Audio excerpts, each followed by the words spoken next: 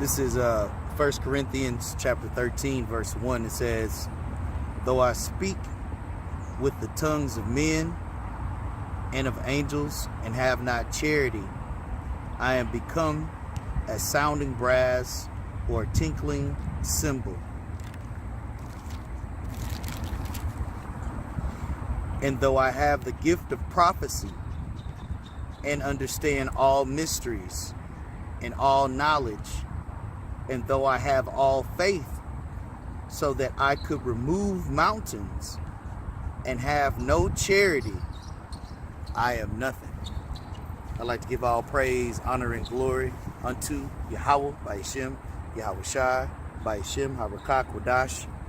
Double honors to the apostles of Great Millstone who teach and rule well, and peace and salutation unto the elect Akim of Yasha. Peace, salutations, and deliverance. And so really this lesson is going to go into charity and how, as scripture says, charity covereth a multitude of sins. And the reason why charity covereth a multitude of sins is because what is charity? Charity is love.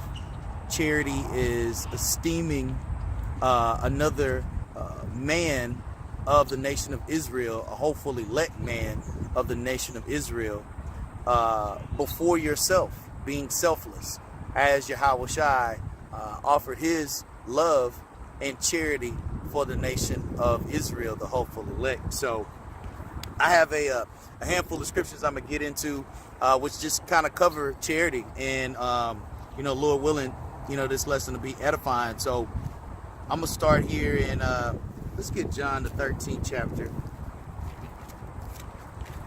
because and part of the reason why I'm going into this lesson is because, as the scriptures are going to speak and say, charity is more powerful than faith. And we already know that, as scripture says, all men have not faith. So, as these last days come to an end, as Yahawashi returns to the earth, of course, he's looking for his men to be faithful, but that's faithful in the belief that we are the children of Yahawashi, and the love that we have for one another. That is what distinguishes us, along with the faith, along with the knowledge, along with the wisdom in which has been bestowed and endowed unto us. So this is John chapter 13 and verse 34. It says, a new commandment I give unto you, that ye love one another, as I have loved you, that ye also love one another. So this is a commandment. It's not an option. Okay. Yahawashi has given us this abundant riches of his spirit, okay, coming in the volume of this book, in order for us to display it, not for us just to be able to quote it and to be able to condemn, because ultimately the reason why Yahawashi selected us is to rule. But ruling in righteousness means that we have to have an order, and we have to have a sense of behavior, okay, and conduct in which these other heathen nations do not display and cannot display, because we actually have that natural affection of Yahawashi, that spiritual affection, okay, which is ultimately service, okay. That's why Yahawashi said, I no longer call you servants, but I call you friends. Okay, that's endearing. That's a term of endearment, okay, of a greater relationship. And that's what this commandment is really about, okay, for us to do so. Because by doing so, we have that love in which now is going to be shown as why Yahawashi selected us. Because all the rest of these other heathen nations cannot portray that, nor can exhibit it to the degree in which we will be exhibiting it. This is John 13 and 34. A new commandment I give unto you, that ye love one another as I have loved you, that ye also love one another. By this shall all men know that ye are my disciples, if ye have love one to another. And that's what charity is really about, because if you don't have love for your Akim, who are you going to love? Are you going to love a wicked, minstrous woman? Are you going to love an unruly child that's filled with all types of toxins and wickedness of this world? Are you going to love your job? Are you going to love the vanity of this world? What are you really going to place your love in? I mean, clearly we can love the scriptures. We can love Yahawashi, but do we love the men that are actually laboring with us doing that same work? That's what charity is about, okay? Let's grab a couple other scriptures. This is 1 John chapter 3, verse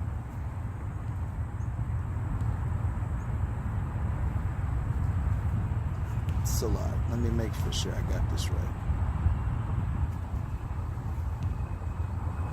Yep, Khan. This is 1 John chapter 3, verse 16. It says, "Hereby perceive we the love of Yahawah, because he laid down his life for us, and we ought to lay down our lives for the brethren." Okay? That's charity. Now, that's not in a physical sense, but it is in a sense of laying down your ego, your pride, your soul, the things in which you are adamant about, okay, and forbearing another brother before yourself, okay. That's what charity is. That's what love is. That's what the example of Yahawashi is for us. This is 1 John 3 and 16. "Hereby perceive we the love of Yahawah, because he laid down his life for us, and we ought to lay down our lives for the brethren. But whoso hath this world's good, and seeth his brother hath need, and shutteth up his bowels of compassion from him, how dwelleth the love of Yahawah in him?" And see, we're not going to see those things here in Babylon. Okay, you see men or people on the streets homeless and begging for bread and things of that sort. You won't see any of that in our kingdom, because our kingdom is going to be established with order and with justice and with integrity, okay, and with righteousness of these holy scriptures, okay, because we're going to actually look after each other in the way and the fashion in which righteous men do, okay, to where all have that ability to love Yahawashi in righteousness, not one being poor, another being rich, and now comes contention and strife because the necessities of life are not provided. We're gonna have more than our hearts can desire. So what behavior should we be exhibiting once the affairs of this life are taken care of? We should have that abundant joy and love and compassion towards one another, okay? Because that's how it's going to be in the kingdom forever, okay?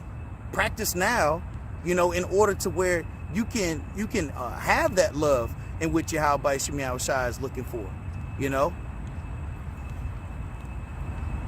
This is verse 18. It says, "My little children, let us not love in word, neither in tongue, but in deed and in truth." Okay? So it's not about lip service. It's never been about lip service. That's why love is an action. That's why charity is an action. It comes from being selfless.